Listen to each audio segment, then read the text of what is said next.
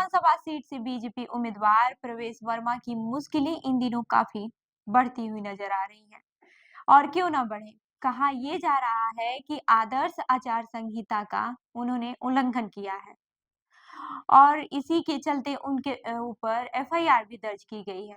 आरोप यह है कि उन्होंने चुनाव प्रचार के दौरान मतदाताओं में जूते बांटे, जो सीधे तौर पर आचार संहिता के खिलाफ है।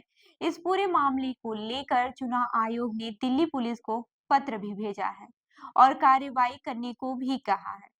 तो आइए जानते हैं कि इस मामले में क्या हुआ और कैसे यह मामला तूल पकड़ते जा रहा है। आपको बता दूं कि बीजेपी उम्मीदवार प्रवेश वर्मा पर आरोप है कि उन्होंने नई दिल्ली विधानसभा क्षेत्र में वाल्मीकि मंदिर परिसर में जूते बांटे। एक शिकायतकर्ता डॉक्टर रजनीश भास्कर ने चुनाव आयोग को इस बारे में शिकायत की और इसके बाद से पुलिस को इस मामले की जांच करने का निर्देश दिया गया। यह शिकायत व्हाट्सएप के जरिए भेजी गई थी, जिसमें आरोप लगाया गया था कि वर्मा महिलाओं को जूते बांट रहे थे। इसके साथ ही शिकायतकर्ता ने इस घटना की वीडियो भी भेजी है, जिसमें वर्मा महिलाओं को जूते पहनाते नजर आ रहे थे। प्रवेश वर्मा जिंदाबाद, प्रवेश वर्मा जिंदाबाद, प्रवेश वर्मा जिंदाबाद, प्रवेश वर्मा जिंदाबाद, प्रवेश वर्मा जिंदाबाद, प्रवेश वर्मा जिंदाबाद, प्रवेश वर्मा जिंदाबाद, प्रवेश वर्मा जिंदाबाद, प्रवेश वर्मा जिंदाबाद, प्रवेश वर्मा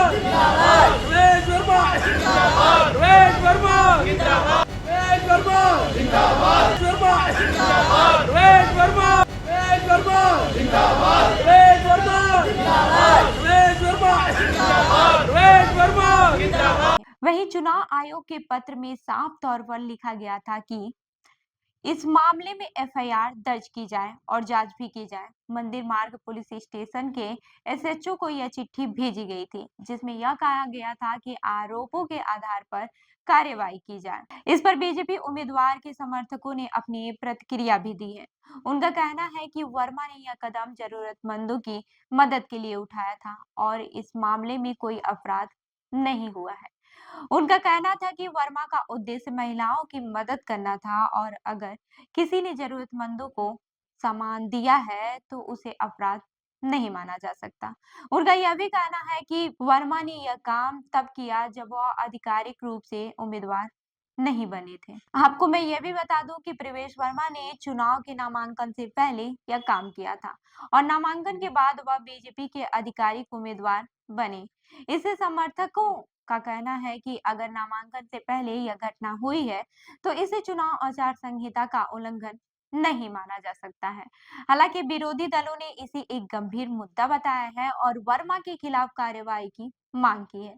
वहीं आम आदमी पार्टी ने इस मामले को लेकर तीखी प्रतिक्रिया दी और कहा कि वर्मा को इस आचार संहिता का उल्लंघन के मामले में सख्त सजा मिलनी चाहिए। उनके मुताबिक यह चुनाव के दौरान मतदाताओं को प्रभावित करने की कोशिश थी, जो एक गंभीर मामला है।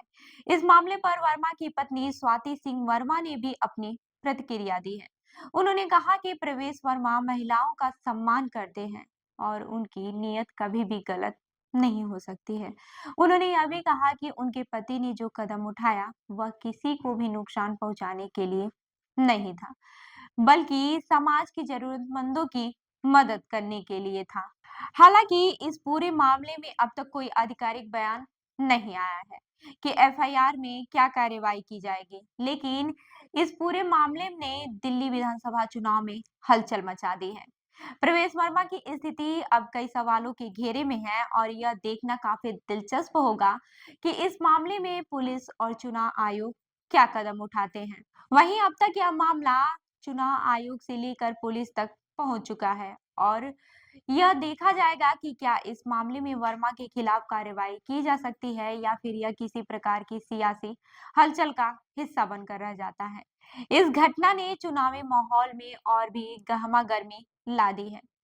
यह सवाल उठने लगा है कि क्या नेताओं को ऐसे चुनाव प्रचार के दौरान अपनी आचार संहिता का उल्लंघन करने की छूट मिलनी चाहिए या फिर चुनाव आयोग को इसके खिलाफ सख्ती से कदम उठाने चाहिए। इस बीच वर्मा के समर्थकों का कहना है कि यह सब राजनीतिक साजिश के तहत किया जा रहा है, क्योंकि चुनाव करीब आ रहे हैं और विपक्षी दलों को इस तरह के मुद्दों से फायदा हो सकता है। तो इस खबर पर क्या है आपकी राय, हमें जरूर बताएं। मैं हूं रूबी आपके साथ और आप देख रहे हैं चंदर पर न्यूज।